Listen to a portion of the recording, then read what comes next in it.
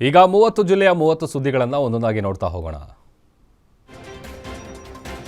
Dharwad BJP ಮುಖಂಡ ಯೋಗೇಶ್ ಗೌಡ ಕೊಲೆ ಕೇಸ್ನಲ್ಲಿ ಕಾಂಗ್ರೆಸ್ ಶಾಸಕ ವಿನಯ್ ಕುಲಕರ್ಣಿಗೆ ಕರ್ನಾಟಕ ಹೈಕೋರ್ಟ್ ಮತ್ತೆ ಶಾಕ್ ಕೊಟ್ಟಿದೆ. ವಿನಯ್ ಕುಲಕರ್ಣಿ ಜಾಮೀನು ಕೋರಿ ಹೈಕೋರ್ಟ್ನಲ್ಲಿ ಅರ್ಜಿ ಸಲ್ಲಿಸಿದ್ರು. ಆದರೆ ನ್ಯಾಯಮೂರ್ತಿ ಸುನಿಲ್ ದತ್ ಪೀಠವು ಜಾಮೀನು ಅರ್ಜಿಯನ್ನು ವಜಾಗೊಳಿಸಿದೆ. ಈ ಹಿನ್ನೆಲೆಯಲ್ಲಿ ವಿನಯ್ ಕುಲಕರ್ಣಿಗೆ ಜೈಲೇ ಗತಿಯಾಗಿದೆ. ಸದ್ಯ ಬೆಂಗಳೂರಿನ ಪರಪ್ಪನ ಅಗ್ರಹಾರ ಸೆಂಟ್ರಲ್ ಜೈಲಲ್ಲಿದ್ದಾರೆ. ಇದೀಗ ಹೈಕೋರ್ಟ್ ಹೇಳಿದಂತೆ ವಿನಯ್ ಕುಲಕರ್ಣಿ ಜಾಮೀನುಗಾಗಿ ಸುಪ್ರೀಂ ಕೋರ್ಟ್ಗೆ ಅರ್ಜಿ ಸಲ್ಲಿಸಬೇಕು. ರಾಜ್ಯಪಾಲ ಥಾವರ್ಚಂದ್ ಗೆಹ್ಲೋಟ್ ಕಾಂಗ್ರೆಸ್ ಸದಸ್ಯ ಬಿಕೆ ಹರಿಪ್ರಸಾದ್ ಅವಹೇಳನಕಾರಿ ಪದ ಬಳಕೆ ಖಂಡಿಸಿ ರಾಯಚೂರಿನಲ್ಲಿ ಬಿಜೆಪಿ ಕಾರ್ಯಕರ್ತರು ಪ್ರತಿಭಟನೆ ನಡೆಸಿದ್ದಾರೆ. ನಗರದ ಅಂಬೇಡ್ಕರ್ ಸರ್ಕಲ್ನಲ್ಲಿ ಬಿಕೆ ಹರಿಪ್ರಸಾದ್ನನ್ನ ಪರಿಷತ್ ಸದಸ್ಯತ್ವದಿಂದ ಅಮಾನತುಗೊಳಿಸಬೇಕು ಅಂತ ಆಗ್ರಹಿಸಿದರು. ಇದೇ ವೇಳೆ ಕಾಂಗ್ರೆಸ್ ಸರ್ಕಾರದ ವಿರುದ್ಧ ಬಿಜೆಪಿ ಕಾರ್ಯಕರ್ತರು ಆಕ್ರೋಶ ಹೊರಹಾಕಿದ್ದಾರೆ. ದೇಶಾದ್ಯಂತ ಬ್ಯಾಂಕ್ ನೌಕರರು ವಿವಿಧ ಬೇಡಿಕೆಗಳನ್ನು ಈಡೇರಿಸುವಂತೆ ಆಗ್ರಹಿಸಿ ಪ್ರತಿಭಟನೆ ನಡೆಸಿದ್ದಾರೆ. ಬಳ್ಳಾರಿಯ ಯುಎಫ್ಬಿಯು ವತಿಯಿಂದ ಎಸ್ಬಿಐ ಮೇನ್ ಬ್ರಾಂಚ್ ಆವರಣದಲ್ಲಿ ಧರಣಿ ನಡೆಸಿ ಬ್ಯಾಂಕ್ಗಳ ಸಿಬ್ಬಂದಿ ಮತ್ತು ಅಧಿಕಾರಿಗಳು ಆಕ್ರೋಶ ಹೊರಹಾಕಿದ್ದಾರೆ. ಇತರ ಕೇಂದ್ರ ಸರ್ಕಾರಿ ಇಲಾಖೆಗಳಂತೆ 5 ದಿನಗಳ ಕೆಲಸದ ನಿಯಮವನ್ನು ಬ್ಯಾಂಕ್ ಕ್ಷೇತ್ರದಲ್ಲಿ ಜಾರಿಗೆ ತರುವಂತೆ ಒತ್ತಾಯಿಸಿದ್ದಾರೆ. ಬೇಡಿಕೆ ಈಡೇರಲಿಲ್ಲ ಅಂತಂದರೆ ರಾಜ್ಯ ಮತ್ತು ರಾಷ್ಟ್ರ ಮಟ್ಟದಲ್ಲಿ ಹೋರಾಟ ತೀವ್ರಗೊಳಿಸಲಾಗುತ್ತೆ ಅಂತ ಎಚ್ಚರಿಕೆ ಕೂಡ ಕೊಟ್ಟಿದ್ದಾರೆ. ಇತ್ತ ರಾಯಚೂರಿನಲ್ಲೂ ವಾರದಲ್ಲಿ 5 ದಿನ ಕೆಲಸದ ವ್ಯವಸ್ಥೆಯನ್ನು ತಕ್ಷಣ ಜಾರಿಗೊಳಿಸಬೇಕೆಂದು ಒತ್ತಾಯಿಸಿ ಬ್ಯಾಂಕ್ ನೌಕರರು ಪ್ರತಿಭಟನೆ ನಡೆಸಿದ್ದಾರೆ. ನಗರದ ಗಾಂಧಿ ಚೌಕ್ ಬಳಿ ಬ್ಯಾಂಕ್ ಸಿಬ್ಬಂದಿಗಳು United forum of bank unions ಅಡಿ ಮುಷ್ಕರ ಹಾಕಿದ್ರು. 4ನೇ ಶನಿವಾರ ಹೊರತುಪಡಿಸಿ ಉಳಿದ ಎಲ್ಲಾ ಶನಿವಾರದಂದು ರಜೆ ಘೋಷಿಸಲು ಒತ್ತಾಯಿಸಿ ಕೂಡಲೇ ಕ್ರಮ ವಹಿಸುವಂತೆ ಬ್ಯಾಂಕ್ ಸಿಬ್ಬಂದಿಗಳು ಆಗ್ರಹಿಸಿದ್ದಾರೆ. ಇನ್ನು ಧಾರವಾಡದಲ್ಲೂ ಬ್ಯಾಂಕ್ ನೌಕರರು ಪ್ರತಿಭಟಿಸಿ ಆಕ್ರೋಶ ಹೊರಹಾಕಿದ್ದಾರೆ. ಬ್ಯಾಂಕ್ ಕಾರ್ಮಿಕ ಸಂಘಗಳ ಸಂಯುಕ್ತ ವೇದಿಕೆಯ ನೇತೃತ್ವದಲ್ಲಿ ಪ್ರತಿಭಟನೆ ನಡೆದಿದೆ. ಪ್ರತಿಭಟನೆಯಲ್ಲಿ 100 ಬ್ಯಾಂಕ್ ನೌಕರರು ಭಾಗವಹಿಸಿದ್ರು.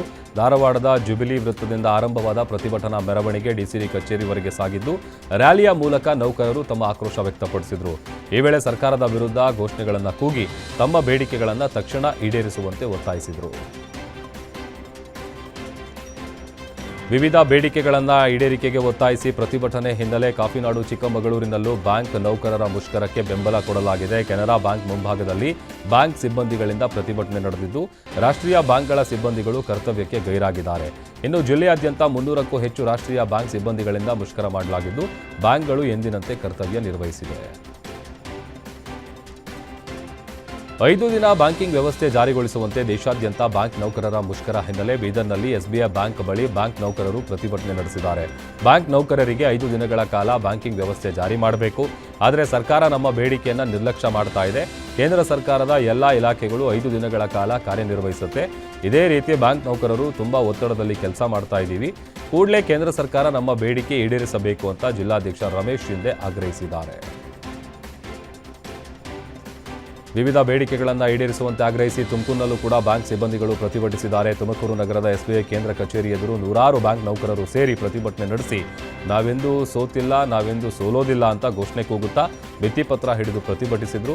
United forum of bank unions ಅಡಿ ನಡೆದ ಈ ಮುಷ್ಕರದಲ್ಲಿ ಬ್ಯಾಂಕ್ ಖಾಸಗೀಕರಣ ವಿರೋಧ, ಸಿಬ್ಬಂದಿ ಕೊರತೆ ನಿವಾರಣೆ, ನೇಮಕಾತಿ ಸೇರಿದಂತೆ ವಿವಿಧ ಬೇಡಿಕೆಗಳನ್ನು ಈಡೇರಿಸುವಂತೆ ಸಿಬ್ಬಂದಿಗಳು ಆಗ್ರಹಿಸಿದ್ದಾರೆ.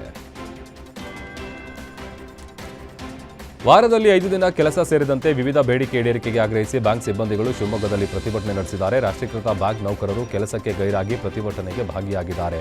ಶಿವಮೊಗ್ಗದ ಬಿಎಚ್ ರಸ್ತೆ ಎಸ್ಬಿಐ ಬ್ಯಾಂಕ್ನಿಂದ ಗೋಪಿ ವೃತ್ತದವರೆಗೆ ಪ್ರತಿಭಟನಾ ಜಾಥಾ ನಡೆಸಿದ್ರು. ಬ್ಯಾಂಕ್ ನೌಕರರಿಗೆ ವಾರ ಪೂರ್ತಿ ಕೆಲಸ ಒತ್ತಡಕ್ಕೆ ಕಾರಣ ಆಗ್ತಾ ಇದೆ. ವಾರದಲ್ಲಿ 2 ದಿನಗಳ ರಜೆ ಜಾರಿ ಮಾಡುವಂತೆ ಆಗ್ರಹಿಸಿ ಕೇಂದ್ರ ಸರ್ಕಾರ ಕೂಡಲೇ ನ್ಯಾಯಸಮ್ಮತ ಬೇಡಿಕೆ ಈಡೇರಿಸಬೇಕು ಅಂತ ಒತ್ತಾಯಿಸಿದ್ದಾರೆ. ಶಿವಮೊಗ್ಗದಲ್ಲಿ ಅವಧಿ ಮೀರಿದ ಆಹಾರ ಪದಾರ್ಥಗಳ ಮಾರಾಟ ಬಯಲಿಗೆ ಬಂದಿದೆ. ವಿದ್ಯಾನಗರದ ಆಹಾರ ಪದಾರ್ಥಗಳ ಗೋದಾಮಿನ ಮೇಲೆ ಅಧಿಕಾರಿಗಳ ತಂಡ ದಿಢೀರ್ ದಾಳಿ ನಡೆಸಿದ್ದು, ಅವಧಿ ಮೀರಿದ ತಿಂಡಿ ತಿನಿಸು ಪ್ಯಾಕೆಟ್ಗಳು ಪತ್ತೆಯಾಗಿದೆ. ಅಪರ ಜಿಲ್ಲಾಧಿಕಾರಿ ಅಭಿಷೇಕ್ ಅವರ ನೇತೃತ್ವದಲ್ಲಿ ಉಪವಿಭಾಗಾಧಿಕಾರಿ ಹಾಗೂ ಇತರೆ ಅಧಿಕಾರಿಗಳು ದಾಳಿ ನಡೆಸಿದ್ದು, ದಾಳಿ ವೇಳೆ ಅಧಿಕಾರಿಗಳೇ ಶಾಕ್ ಆಗಿದ್ದಾರೆ. ಬಳಿಕ ಗೋದಾಮು ಮಾಲೀಕನ ವಿರುದ್ಧ ಪ್ರಕರಣ ದಾಖಲಿಸಿ ನೋಟಿಸ್ ಕೊಡಲಾಗಿದೆ. ಗ್ರಾಹಕರು ಆಹಾರ ಪದಾರ್ಥಗಳನ್ನು ಖರೀದಿಸುವ ವೇಳೆ ಅವಧಿ ದಿನಾಂಕವನ್ನು ಪರಿಶೀಲಿಸುವಂತೆ ಅಧಿಕಾರಿಗಳು ಎಚ್ಚರಿಕೆ ಕೊಟ್ಟಿದ್ದಾರೆ.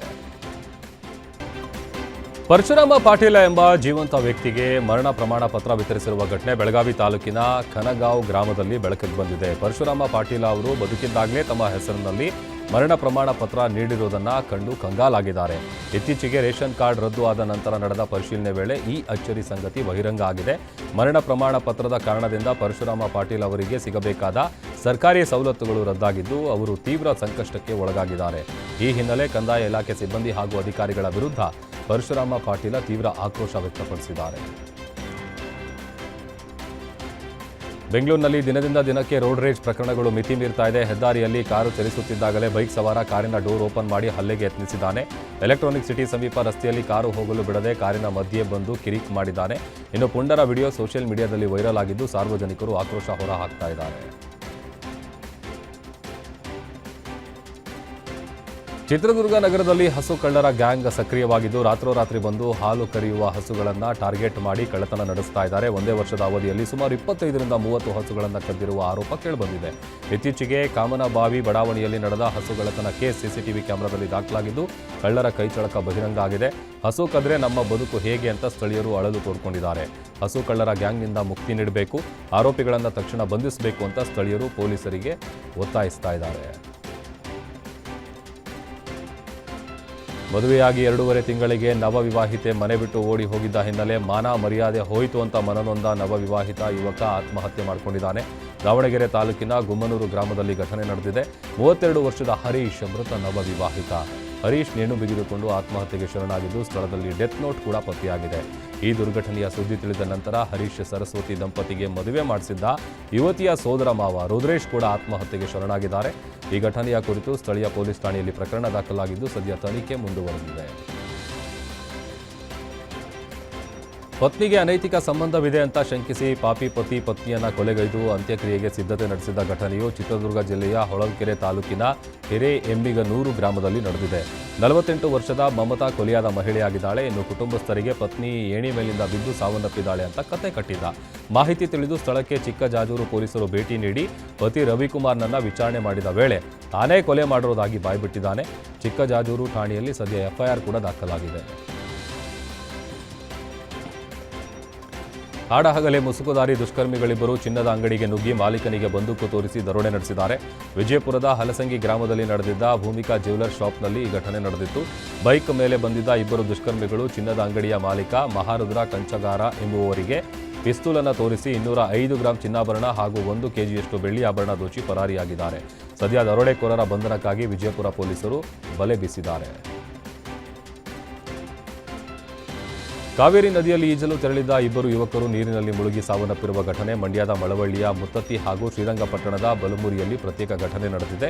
ಇಬ್ಬರು ಸ್ನೇಹಿತರೊಂದಿಗೆ ಪ್ರವಾಸದ ನಿಮಿತ್ತ ಪ್ರವಾಸಿ ತಾಣಗಳಿಗೆ ಆಗಮಿಸಿದ್ರು. ಈಜು ಬಾರದಿದ್ರು ನದಿಯಲ್ಲಿ ಇಳಿದ ಪರಿಣಾಮ ನೀರಿನ ಹರಿವಿಗೆ ಸಿಲುಕಿ ಇಬ್ಬರು ಮುಳುಗಿ ಸಾವನ್ನಪ್ಪಿದ್ದಾರೆ. ಈ ಸಂಬಂಧ ಕೆಆರ್ಎಸ್ ಪೊಲೀಸ್ ಠಾಣೆ ಹಾಗೂ ಹಲಗೂರು ಪೊಲೀಸ್ ಠಾಣೆಯಲ್ಲಿ ಪ್ರತ್ಯೇಕ ಪ್ರಕರಣಗಳು ದಾಖಲಾಗಿದ್ದು ಪೊಲೀಸರು ತನಿಖೆ ಮುಂದುವರೆಸಿದ್ದಾರೆ. ವೃದ್ಧರನ್ನೇ ಗುರಿಯಾಗಿಸಿಕೊಂಡು ಚೈನ್ ಸ್ನ್ಯಾಚಿಂಗ್ ಮಾಡ್ತಿದ್ದ ಆರೋಪಿಗಳನ್ನು ಪೊಲೀಸರು ಅರೆಸ್ಟ್ ಮಾಡಿದ್ದಾರೆ. ಬೆಂಗಳೂರು ಗ್ರಾಮಾಂತರ ಜಿಲ್ಲೆಯ ದೊಡ್ಡಬಳ್ಳಾಪುರ ಗ್ರಾಮಾಂತರ ಠಾಣಾ ವ್ಯಾಪ್ತಿಯಲ್ಲಿ ಘಟನೆ ನಡೆದಿದೆ. ಇನ್ಸ್ಪೆಕ್ಟರ್ ಸಾದಿಕ್ ಪಾಷಾ ಅವರ ನೇತೃತ್ವದಲ್ಲಿ ಕಾರ್ಯಾಚರಣೆ ನಡೆಸಲಾಗಿದ್ದು ಶ್ರೀನಿವಾಸ ಮೂರ್ತಿ ಹಾಗೂ ವೆಂಕಟೇಶ್ ಎಂಬ ಇಬ್ಬರು ಆರೋಪಿಗಳನ್ನು ಅರೆಸ್ಟ್ ಮಾಡಲಾಗಿದೆ. ಬಂಧಿತರಿಂದ ಒಟ್ಟು 40 ಗ್ರಾಂ ಚಿನ್ನವನ್ನು ವಶಪಡಿಸಿಕೊಳ್ಳಲಾಗಿದ್ದು ವಶಪಡಿಸಿಕೊಂಡ ಚಿನ್ನವನ್ನು ಸಂಬಂಧಪಟ್ಟ ಮಾಲೀಕರಿಗೆ ಹಸ್ತಾಂತರ ಮಾಡಲಾಗಿದೆ. ಇನ್ನು ಕಳವಾದ ಚಿನ್ನ ವಾಪಸ್ ಪಡೆದ ದೂರುದಾರರು ಸಂತಸ ವ್ಯಕ್ತಪಡಿಸಿದ್ದಾರೆ. ಮಗನಿಂದಲೇ ತಾಯಿಯ ಭೀಕರ ಕೊಲೆ ಪ್ರಕರಣದಲ್ಲಿ ಪೊಲೀಸರು ತನಿಖೆ ನಡೆಸಿದ್ದು ಅಸಲಿ ಸತ್ಯ ಬಹಿರಂಗ ಆಗಿದೆ. ಕೂಲಿ ಕೆಲಸ ಮಾಡ್ತಿದ್ದ ಮಗ ಕುಮಾರ್ ತನ್ನ ಮದುವೆ ವೆಚ್ಚಕ್ಕಾಗಿ ತಾಯಿ ಬಳಿ 2 ಲಕ್ಷ ಕೇಳಿದ್ದ. ತಾಯಿ ಹಣ ನೀಡದಿದ್ದಕ್ಕೆ ತಾಯಿಯನ್ನ ಭೀಕರವಾಗಿ ಕೊಲೆಗೈದಿದ್ದಾನೆ ಅಂತ ಗೊತ್ತಾಗಿದೆ. ಪಾಪಿ ಮಗ ತಾಯಿಯ ಕೂದಲು ಹಿಡಿದು ಎಳೆದಾಡಿ ಬಳಿಕ ಕಲ್ಲಿನಿಂದ ತಲೆಗೆ ಗುದ್ದಿ ಕೊಲೆ ಮಾಡಿದ್ದಾನೆ. ಪೊಲೀಸರು ಆರೋಪಿಯನ್ನ ಬಂಧಿಸಿ ತನಿಖೆ ಮುಂದುವರಿಸ್ತಾ ಇದ್ದಾರೆ. ಬೀದರ್ ಜಿಲ್ಲೆಯ ಹುಮ್ನಾಬಾದ್ ವೀರಭದ್ರೇಶ್ವರ ಜಾತ್ರೆಗೆ ತೆರಳುತ್ತಿದ್ದ ವ್ಯಕ್ತಿ ಭೀಕರ ಅಪಘಾತದಲ್ಲಿ ಸಾವನ್ನಪ್ಪಿದ್ದಾರೆ. 30 ವರ್ಷದ ವಿಶ್ವಜಿತ್ ಅಪಘಾತದಲ್ಲಿ ಮೃತಪಟ್ಟ ವ್ಯಕ್ತಿ ಬಸವ ಕಲ್ಯಾಣ ಕಡೆಯಿಂದ ಹುಮ್ನಾಬಾದ್ಗೆ ಜಾತ್ರೆಗೆಂದು ಎರ್ಟಿಗಾ ಕಾರ್ನಲ್ಲಿ ತೆರಳುತ್ತಾ ಇದ್ರು. ಈ ವೇಳೆ ನಸುಕಿನ ಜಾವ ಅಪಘಾತ ಆಗಿದ್ದು ಸ್ಥಳದಲ್ಲೇ ಸಾವನ್ನಪ್ಪಿದ್ದಾರೆ. ಹಾವೇರಿಯ ಮಂತ್ರೋಡಿ ಗ್ರಾಮದಲ್ಲಿ ಬೆಳೆದು ತಂದು ರಾಶಿ ಹಾಕಿದ್ದ ಮೆಕ್ಕೆಜೋಳ ತೆನೆಗಳ ರಾಶಿಗೆ ಆಕಸ್ಮಿಕವಾಗಿ ಬೆಂಕಿ ಬಿದ್ದಿದೆ. ಬೆಂಕಿಯ ಕೆನ್ನಾಲಿಗೆಗೆ 5 ಟ್ರ್ಯಾಕ್ಟರ್ಗಳಷ್ಟು ಮೆಕ್ಕೆಜೋಳ ತೆನೆ ರಾಶಿಗಳು ಸಂಪೂರ್ಣವಾಗಿ ಸುಟ್ಟು ಕರಕಲಾಗಿದೆ. ಮಹಾಲಿಂಗಪ್ಪ ಪೂಜಾರ್ ಅವರಿಗೆ ಸೇರಿದ ಬೆಳೆ ಇದಾಗಿದ್ದು ಸುಮಾರು 7 ಲಕ್ಷ ರೂಪಾಯಿ ಮೌಲ್ಯದ ಮೆಕ್ಕೆಜೋಳ ಬೆಳೆ ನಷ್ಟವಾಗಿದೆ.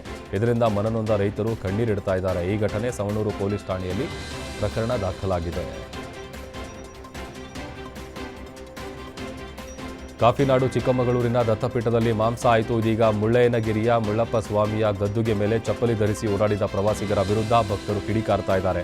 ಚಪ್ಪಲಿ ಹಾಕೋದರ ಜೊತೆ ಎಲ್ಲೆಂದರಲ್ಲಿ ಉಗಿಯೋದು ದೇವರಿಗೆ ಮಾಡುವ ಅಪಚಾರ.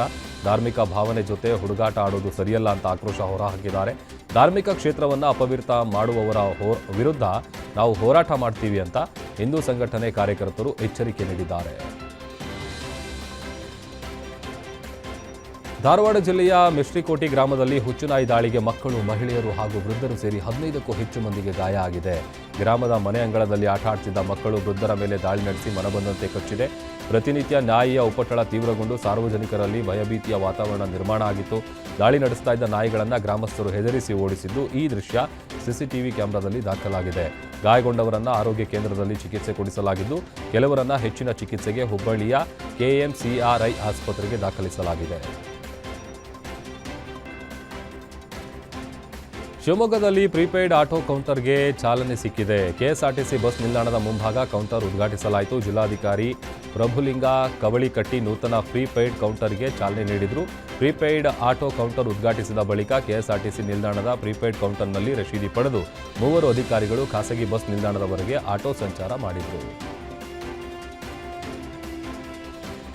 ಲಕ್ಷಾಂತರ ರೂಪಾಯಿ ಬೆಲೆ ಬಾಳೋ ಶುಂಠಿ ಹೊತ್ತೊಯ್ದ ಘಟನೆ ಹಾಸನ ತಾಲೂಕಿನ ಗ್ಯಾರಳ್ಳಿಯಲ್ಲಿ ನಡೆದಿದೆ. ಮೋಹನ್ ಎಂಬುವವರು ಬಿತ್ತನೆಗೆ 48 ಚೀಲ ಶುಂಠಿ ತಂದಿಟ್ಟಿದ್ರು. ಅದರಲ್ಲಿ 40ಕ್ಕೂ ಹೆಚ್ಚು ಚೀಲ ಬಿತ್ತನೆ ಶುಂಠಿಯನ್ನ ಖತರ್ನಾಕ್ ಕಳ್ಳರು ಹೊತ್ತೊಯ್ದಿದ್ದಾರೆ.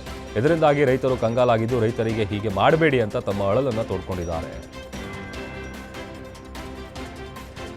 ಕಾಫಿನಾಡಲ್ಲಿ ಚಾರ್ಮಡಿ ಘಾಟ್ ಅರಣ್ಯಕ್ಕೆ ಬೆಂಕಿ ಬಿದ್ದು 16 ಎಕರೆ ಅರಣ್ಯ ಬೆಂಕಿಗೆ ಆಹುತಿಯಾಗಿದೆ. ಬೆಂಕಿಯ ಕೆನ್ನಾಲಿಗೆಗೆ ನೂರಾರು ಪ್ರಾಣಿ ಪಕ್ಷಿಗಳು ಬಲಿಯಾಗಿದ್ದು, ಬೇಸಿಗೆ ಆರಂಭಕ್ಕೂ ಮುನ್ನವೇ ಕಾಡ್ಗಿಚ್ಚಿನ ಆತಂಕ ಸೃಷ್ಟಿಯಾಗಿದೆ. ವಾರದಲ್ಲಿ 2-3 ಬೆಟ್ಟ ಗುಡ್ಡಗಳಲ್ಲಿ ಬೆಂಕಿ ಬೀಳ್ತಿರೋ ಪ್ರಕರಣಗಳು ಹೆಚ್ಚಾಗ್ತಾ ಇದ್ದು, ಅರಣ್ಯ ಇಲಾಖೆ ನಿದ್ದೆಗೆಡಿಸ್ತಾ ಇದೆ. ತಾಪದ ತೀವ್ರತೆಯಿಂದ ಶೋಲಾ ಕಾಡುಗಳು ಸೇರಿದಂತೆ ಅಲ್ಲಲ್ಲಿ ಅರಣ್ಯ ಬೆಂಕಿಗೆ ಆಹುತಿಯಾಗಿದೆ. ಅರಣ್ಯ ಇಲಾಖೆಯಲ್ಲಿ ಆಧುನಿಕ ಉಪಕರಣ ಹಾಗೂ ಸಿಬ್ಬಂದಿಗಳ ಕೊರತೆಯ ವಿರುದ್ಧ ಪರಿಸರವಾದಿಗಳು ತೀವ್ರ ಆಕ್ರೋಶ ವ್ಯಕ್ತಪಡಿಸ್ತಾ ಇದ್ದಾರೆ. ಇದಾಗಿತ್ತು ಇವತ್ತಿನ 30 ಜಿಲ್ಲೆಯ 30 ಸುದ್ದಿಗಳು. ನೋಡ್ತಾ ಇರಿ ಗ್ಯಾರಂಟಿ ನ್ಯೂಸ್, ಸುದ್ದಿ ಖಚಿತ, ನ್ಯಾಯ ನಿಶ್ಚಿತ.